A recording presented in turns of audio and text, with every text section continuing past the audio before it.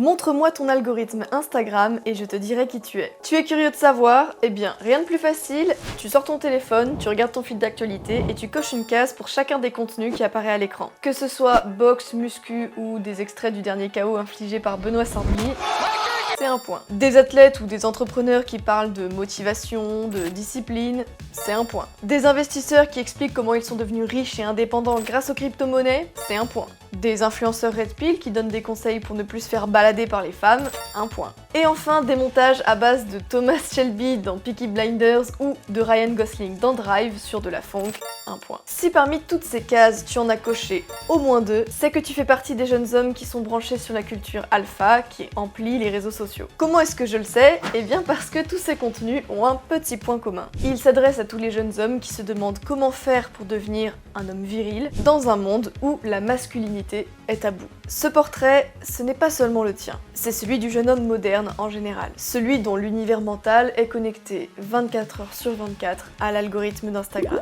Tout ce questionnement sur le mal alpha, il est omniprésent sur l'internet masculin, même de façon implicite. Il y a toujours une bonne et une mauvaise façon d'être un homme, un vrai et pas un mâle bêta. Mais finalement, quel est le sens profond qui ressort de ces centaines d'heures d'assemblage d'anti-héros, parfois mélancoliques, parfois héroïques, et toujours seuls face à l'adversité? Quand tous ces hommes likent religieusement le sourire mystérieux et magnétique de Giga Chad sous chaque publication qui apparaît dans leur fil, ils prennent part à une guerre secrète. La guerre culturelle pour définir le modèle de l'homme idéal. La quête de ces millions de jeunes hommes pour éveiller le mâle alpha qui sommeillerait au fond d'eux peut sembler incompréhensible pour un observateur extérieur et pour 99% des femmes. C'est pourtant un des phénomènes les plus importants de notre époque. Si on pose la question, c'est quoi un mâle alpha au coach de vie hyper masculin? C'est une sorte de montagne de muscles, d'argent et parfois de sentiments refoulés. Si on demande aux féministes et aux hommes déconstruits, c'est une flaque de graisse soumise. Même si j'ai une préférence pour la première option, je dois dire qu'en tant que femme, aucun des deux ne me satisfait complètement. Est-ce que la culture alpha tient ses promesses de faire de vous des surhommes ou est-ce que c'est un piège? Est-ce qu'il vaut mieux être Ryan Gosling dans Drive que Ryan Gosling dans Barbie? Est-ce que Giga Chad n'est pas devenu le mentor de toute la génération Z accro au hashtag motivation? Finalement, à choisir entre Instagram et Netflix, où faut-il choisir ses modèles masculins? Quoi qu'il en soit, la culture alpha nous donne une réponse à une question qui n'est plus posée depuis bien longtemps. Une question qui n'intéresse plus grand monde à Hollywood, à l'université ou dans le monde du travail. Une question qui taraude d'autant plus tous ces jeunes hommes qu'ils ont grandi sans père, ou presque. Mais c'est une question qui ne disparaîtra jamais, quoi qu'on fasse. Et si aucune réponse n'y est apportée, elle est en passe de rendre fou 50% de la population, celle qui est dotée d'un chromosome Y. C'est la question à laquelle j'aimerais tenter de répondre aujourd'hui. Ça ressemble à quoi un vrai homme? Quoi qu'il en soit, quel que soit votre profil ou votre opinion sur la culture alpha, j'aurai un conseil féminin pour vous à la fin de cette vidéo, donc restez bien jusqu'au bout. Mais en attendant, j'ai le bon plan pour vous aider à avoir l'air d'un vrai Sigma ou Giga Chad au choix dans la vie de tous les jours. Portez la marque Kalos qui sponsorise cette vidéo. Kalos, on ne les présente plus, c'est une marque identitaire française ultra basée, proposant des produits artisanaux et faits en France. Vous pouvez y trouver des objets de qualité tels que des vêtements, des bijoux pour hommes ou femmes, des couteaux et bien d'autres choses. Et à l'occasion de la sortie du film Napoléon, Kalos sort toute une série de bijoux qui célèbrent l'Empire français, tels que l'aigle impérial, symbole de la Grande Armée. Entièrement fabriqué par un artisan lyonnais, que vous la portiez autour du cou en pendentif ou en chevalière à votre doigt, elle planera encore et avec elle la grandeur de la France évidemment. Alliez élégance et conviction en portant fièrement les symboles de notre identité. Faites le choix d'une marque qui vous ressemble et pour vous aider à être un vrai Sigma, j'ai 10% à vous offrir sur tout leur site avec le code de réduction THAIS10. Cliquez sur le lien dans la description et en commentaire épinglé www.kalos-france.com et mille merci à eux d'être des soutiens fidèles de ma chaîne. Suite de la vidéo.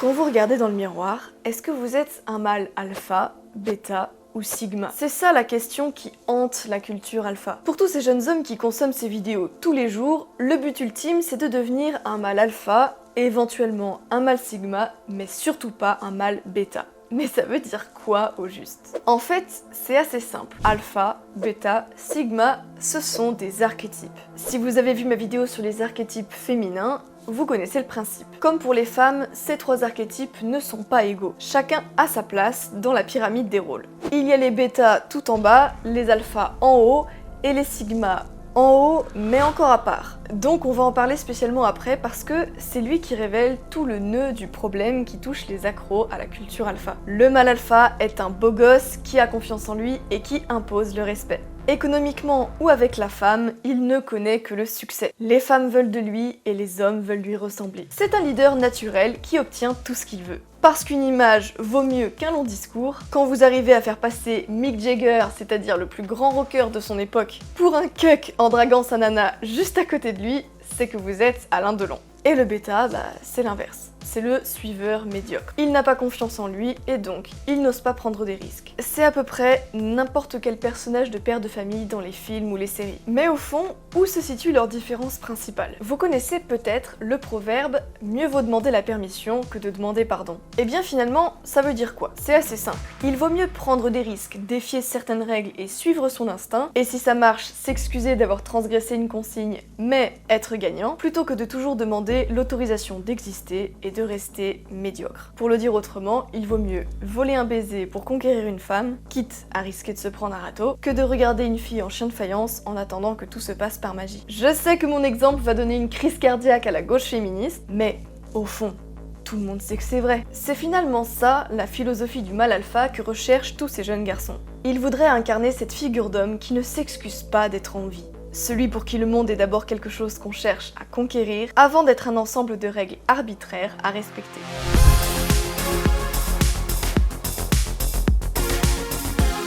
Il rêve de reprendre cette confiance en lui qu'on lui avait confisquée après avoir passé 60 ans à entendre que tous les malheurs du monde ont été causés par l'homme blanc toxique qui martyrise les femmes par sa seule existence. Depuis qu'il est petit, on lui parle d'égalité, on lui dit que tout se vaut, que tout le monde a la même valeur et que le plus important, c'est de participer. La société veut le domestiquer, mais il résiste. Il sait qu'au fond, il reste un homme et que son destin est de devenir un homme accompli. Mais il n'a pas de modèle autour de lui, ni dans l'école, ni dans les médias, ni dans la culture populaire, et surtout, pas de père à la maison, ou bien un père semi-absent pour les plus chanceux. Alors, il s'en reconstruit un. C'est ça le mâle alpha qui domine les recoins d'internet et les réseaux sociaux depuis leur invention. Mais d'ailleurs, est-ce que vous savez d'où vient ce terme? Il vient de l'étude des animaux et notamment des loups et des primates. Par alpha et bêta, et parfois oméga, on désignait en fait la pyramide de domination dans un troupeau ou dans un groupe. L'alpha possède le choix des femelles et a l'autorité sur les mâles, contrairement au bêta et au mâle oméga. Souvent, les journalistes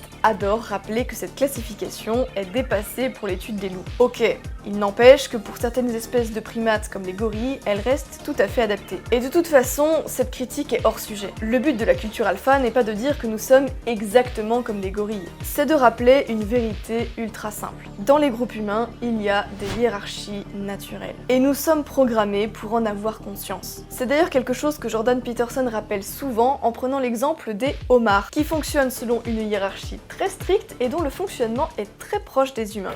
Well, if you give lobsters who just got defeated in a fight serotonin, then they stretch out and they'll fight again. And that's like we separated from those creatures on the evolutionary timescale somewhere between 350 and 600 million years ago, and the damn neurochemistry is the same. And so that's another indication of just how important hierarchies of authority are. I mean, they've been conserved since the time of lobsters, right? There weren't trees around when lobsters first manifested themselves on the planet. And so what that means is these hierarchies that I've been talking about, those things are older than trees. And so one of the truisms for what constitutes real from a Darwinian perspective is that which has been around the longest period of time. L'identité masculine, ça consiste à avoir un rôle dans lequel on cherche à se rendre utile. Un homme est capable de supporter la fatigue, la pression et toutes les difficultés inimaginables s'il sait que ça rend service, qu'il a un rôle important à jouer et qu'il en retire de la reconnaissance. Mais aujourd'hui, on dit que les hiérarchies sont mauvaises, que chacun est interchangeable et remplaçable et que, de toute façon, le rôle des hommes peut être rempli par des femmes. Alors, sans surprise, c'est une perte perte de repère colossale pour l'homme moyen. Il se sent inutile, il n'a aucun but, et ses efforts ne sont pas récompensés à leur juste valeur. Dans une hiérarchie, chacun est à sa place et chacun a un rôle à jouer. Ça, c'est la première réponse à notre question fatale, ça ressemble à quoi un vrai homme? Eh bien, c'est celui qui accepte la hiérarchie et la compétition. Il veut vivre dans ce monde parce qu'il préfère être au milieu du classement que d'être au même niveau que tous les derniers. Mais pour certains, être un alpha, ça ne suffit pas.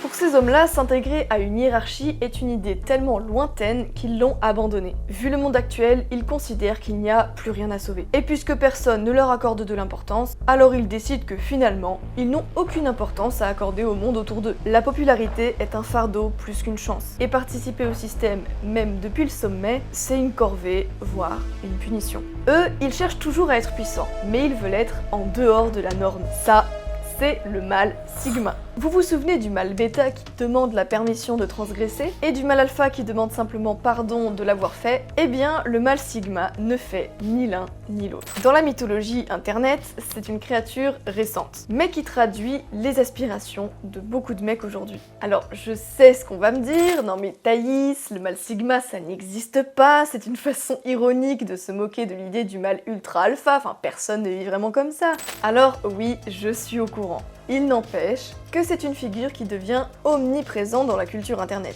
N'importe quel garçon de 17 ans a déjà vu cette image et sait plus ou moins ce qu'elle représente. Mais du coup, le délire giga-chad, sigma male, est-ce que c'est vraiment ironique? Oui, mais c'est malgré tout sincère. C'est ce qu'on appelle de la post-ironie. On rajoute une couche d'ironie sur un commentaire ironique, ce qui permet de dire de façon dissimulée quelque chose qu'on croit vraiment, mais en faisant croire que c'est uniquement pour rire. C'est comme quand vous avez un ami qui passe son temps à faire des blagues sur le suicide. C'est peut-être drôle un moment, mais si ça dure, qu'il y a vraiment quelque chose qui ne va pas, et c'est une forme d'appel à l'aide non assumée.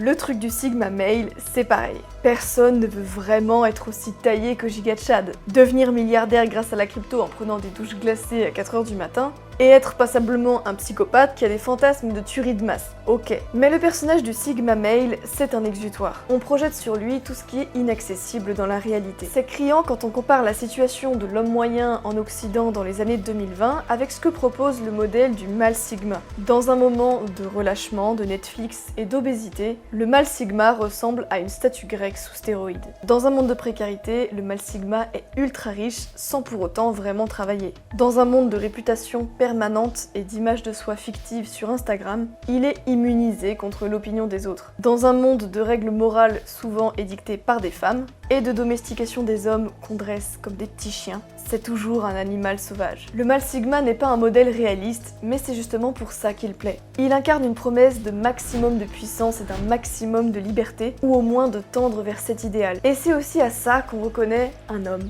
Un vrai. Or, c'est bien connu, on désire toujours obtenir ce qu'on ne possède pas déjà. Et donc le mâle Sigma est très révélateur du désir profond de millions d'hommes aujourd'hui. Et il serait temps de s'en rendre compte, mais visiblement c'est pas encore le cas. Le système n'a pas compris que pour une majorité, et encore plus pour les hommes de valeur, le mâle Sigma semi-pirate, semi-psychopathe est un modèle qui fait plus rêver que Marie de Sandrine Rousseau. Le réveil sera dur.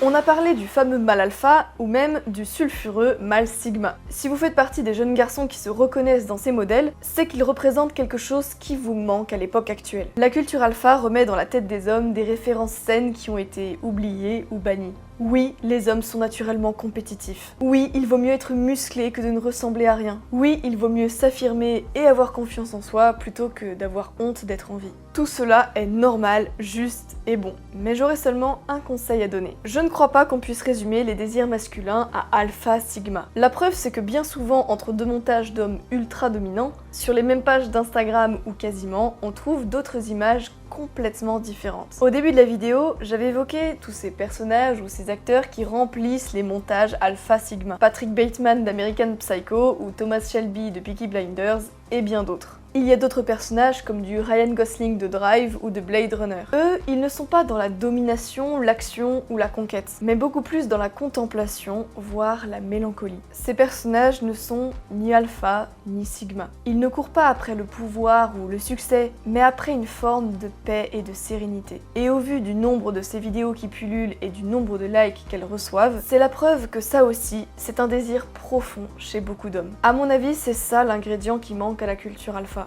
Que les choses soient claires. Je soutiens tout ce qui encourage les Français à se dépasser et à révéler leur potentiel. Que ce soit sur le plan romantique en apprenant à trouver une femme de valeur, sur le plan économique en devenant confortable, sur le plan physique en devenant énergique, etc. etc. Mais là, je vais m'adresser directement à tous ces jeunes garçons qui passent un peu trop de temps sur les réseaux sociaux à regarder des conseils pour devenir ces fameux mâles alpha, qui galèrent et qui dévorent des heures de montage mélancolique parce qu'ils culpabilisent de ne pas être sigma. Conservez cette volonté de vous dépasser. Devenez assertif et faites-vous respecter. De ce point de vue-là, oui, développez votre côté alpha. Mais ne laissez pas l'algorithme d'un réseau social vous confisquer votre personnalité. Apprenez à devenir la version alpha de votre personnalité. N'écrasez pas votre caractère, votre sensibilité ou vos désirs profonds pour vous transformer en personnage de film. S'il vous plaît, ne sacrifiez pas votre personnalité pour devenir des caricatures qui ne vous correspondent pas. Par exemple, si vous êtes d'un naturel sensible, ne devenez surtout pas larmoyant, mais trouvez des façons d'exprimer votre personnalité sans vous limiter à ressembler à Ryan Gosling dans Drive. Ce n'est pas ce que recherchent les femmes et ce n'est pas non plus ce qui fera de vous un être super charismatique.